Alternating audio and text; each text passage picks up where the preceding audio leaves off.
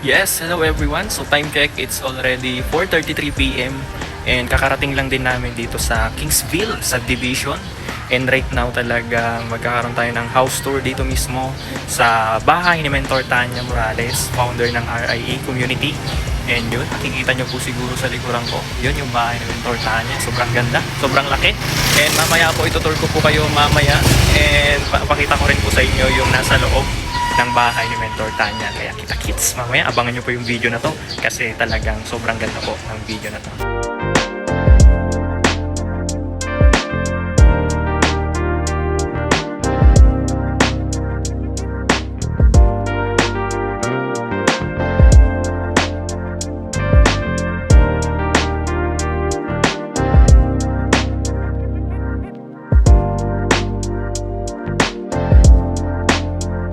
Mga sunset and all. So, welcome guys! So, ayan, this is our first floor. So, nandiyan yung ating living room, tas ito yung ating kitchen. So, itong kitchen na to, medyo, ano lang to, display kitchen lang to. Kasi ang gumagamit nito yung kapatid ko lang. Ayan, nag-bake siya dyan, ganun. Tas, ayan, luto-luto siya dyan. Nandun talaga yung kitchen na isa, yung happy kitchen.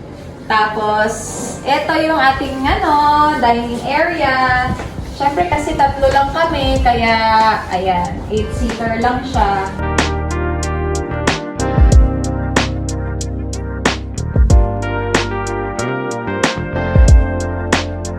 And dito yung ating office. So dito ako nag-zoom event, ganyan. Kumahataw, kumakausap.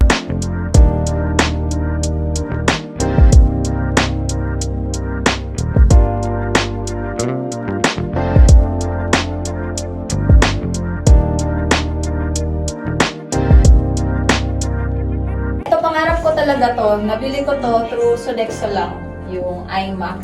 So, pag may iMac ka kasi, parang yung iMac kasi yung last na option mong bibilhin kasi hindi siya portable. So, pag may iMac ka, talagang nakaluwag-luwag ka na sa buhay. Char.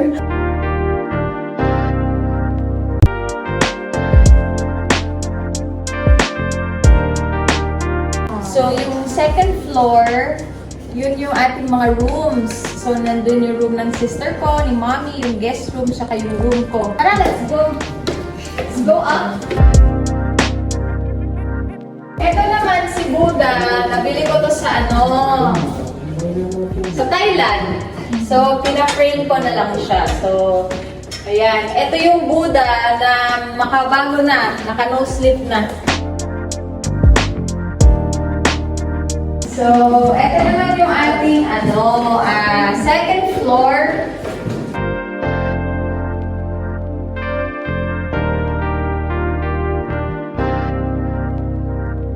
Tapos, andito din yung guest room. So, etong guest room, hindi pa to ayos. Aayusin pa to. Yan pa lang yung laman niya.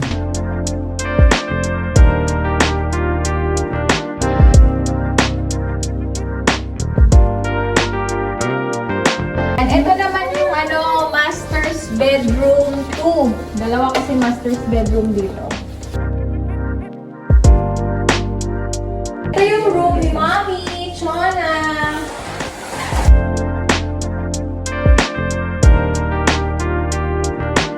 So dito yung kanyang office. So dito siya nagsuzoom kasi sabi niya ayaw daw niya makishare sa akin ng office. Gusto niya meron siyang sarili.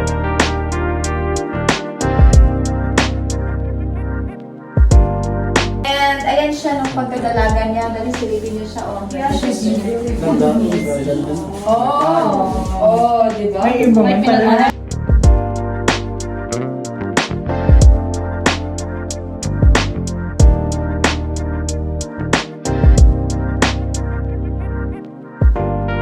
Okay, so let's go to the next room.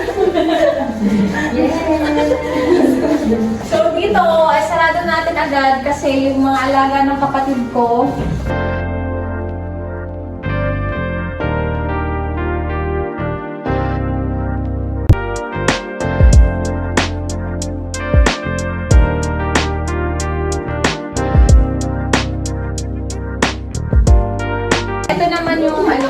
sa sister's room ko. Ah, may laki mo na. Ay, meron ko pala isa. So, ayan, tatlo yung pusa niya dito. Grabe, ano? So,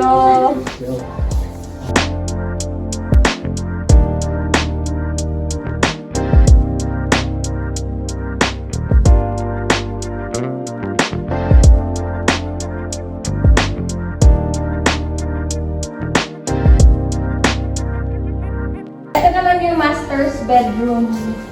One. So, dito naman ako natutulog. Ganito yung aking mga gamits.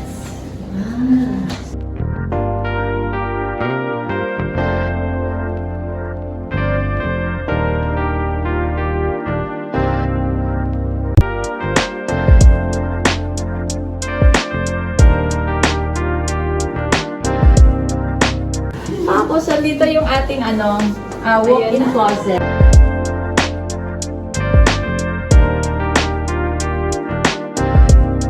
So, dito ako napapaganda, ganyan. Tapos, nandun yung ating mga clothes.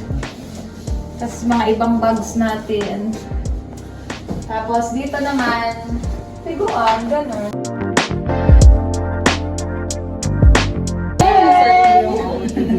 So, tayo. Para kita mo yung buong outfit mo.